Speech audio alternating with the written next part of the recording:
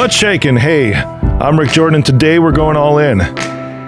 Everybody's had people come to them with issues they've been struggling with in life, and today I'm going to give you some ways to support them, because sometimes it seems like you really want to jump in there and help, and you really want to just help them fix something, and a lot of times they're like standoffish, right? And I see individuals have these interactions, or I've had these interactions, like, you know, I just want to like throw something out of you real quick because maybe I need to vent. And I did a whole episode on venting before and how to make sure that person is there to hold the space for you, and how if you're venting multiple times, it's really like leaning into victimhood a lot more rather than venting once and then taking action on it. But it helps when you have somebody good to vent to. And there's ways to support people, because I think this is true for most people, right? I believe that 99% of people actually really are good and want to do good for other people. So how do you support somebody the best when something's going on? A lot of these methods I use, and they're actually really cool because it shows them that you're there to help them at the time when they need help in the way that you want them to. So I'm going to give you these. That way, the next time somebody comes to vent you, by the way, there's benefit for you in this too, because it preserves your own energy. Because a lot of times people might not like some advice that you give them, but to be straight up, sometimes that advice is unsolicited, like they're not actually asking for your advice. You know, not all the time is it for you to put somebody in their place about something. It could be sometimes, but this will help you preserve your energy and actually meet somebody and support them and show them the way that, or support them in the way that they really want to be supported. You know, and so here's the first one, right? Number one is ask them this question, like, how can I support you right now? That's a very key question, because as they're going through, it's like, you know, starting to say things and being like, well, I would do this or I would do that, like right off the bat, you know, that's not actually listening to hear them. It's really just listening to respond. And this is like natural human tendencies, is to jump in and really help point out things in other people's lives, especially because it helps you distract yourself from the things that's going on in your own lives. Like, you can get so fired up about somebody else and something going on in their life that you just want to jump in there and be like, hey, you should fix this, you should shift that way. And a lot of times it's a reflection on your own self, because it's a piece of you that you don't like. When somebody's struggling, the very first question when they tell you that it's like, hey, how can I support you right now? You know, they might not even know. And that's very key on this, and that's okay too. But just that one question shows them that you're there for them. You know, and when you do that, number two is don't try to give them a new perspective on something, you know, not like, God, I hate these phrases. You know, have you ever heard this? I'm going to get fired up now, right? Oh, it was meant to happen. You go, screw that, right? Or you're better off, you know, whatever. You know, that's there. Most of the time, that person or you, when you've heard that, have you been in the right place to hear that at that point in time? Or, you know, we don't get more in life than what we can't handle. That actually comes from a biblical phrase, right? Which is taken so out of context. And then people use it over and over and over again to minimize feelings of the person that's struggling. When you've heard that, how did you feel? When you've heard like that perspective of, oh, it was meant to happen, or you're better off, or you don't get more than you can handle, it minimizes your feelings about the scenario in that place, and it will for the person you're telling that to. It's a horrible way to approach this thing, because I know you don't want to hear that. You've heard that. You feel so small, and it's almost like condescending.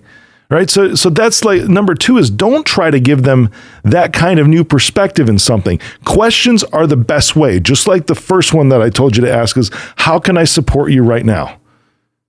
Right. Because when you don't do number two and giving them a new perspective when really it's not the time for it, you can actually flow right into number three, which is validating their perspective. What that person is feeling is what that person is feeling. Period. Anything else, you will just minimize their emotions out of this. People have the right to feel what they're going to feel. There can come a time and place, because here's the thing, is that this is reciprocating, right? And the person might not be in that state yet. I talked about victimhood earlier, right? They may feel that, but that's their way of getting it out. And even though it's not right and it will do them harm and it's toxic, they still have something that they're feeling about that in the moment, and their feelings matter. So validating their perspective can help in that, because it's just saying, hey, I'm hearing you, right? You can say, I can't imagine how painful that was.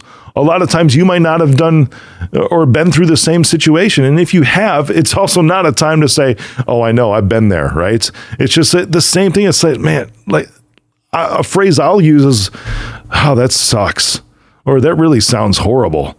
Or I can't imagine how, like I said, I can't imagine how painful that is for you. Because you're not in their shoes. But at the same time, when you say this, I'm like, that sucks, it validates not necessarily what they're feeling, but it validates that it's their right to feel something. Did you follow that? It's not your responsibility when you're supporting something to validate what you're feeling. It's validating that their emotions are okay. Their emotions do not have to be hidden. Their emotions are something that should be expressed, and that it's just okay to feel something rather than minimizing that. The next step to supporting this person, number 4, which is really just like checking in with them, right? You can end it at the conversation or just periodically just say, hey, I'm here when you need me. And that could be for anything. When you make yourself available to people, people will tend to lean on you. No joke. If you're somebody who really loves lifting up somebody else and really helping them sort through some things in their lives, it has to be their choice to allow you to be in that position. It has to be their choice, forcing yourself and be like, you know what, I'm just going to give you my unsolicited opinion about this, and I'm just going to tell you what to do and all this other stuff. It's like, no, you just say, I'm here if you need me. Did you catch that? Because when they need you, and you reaffirm that with checking in with them from time to time, they'll know that you are there for them, especially if you've already validated their feelings, especially if you've already asked the question, how can I support you? And especially if you did not minimize their feelings about whatever situation that is. They're going to know that you have genuinely good intentions to help them in the way that they feel they need help. All right, the next one, number 5, I believe. I don't know. How many am I doing so far?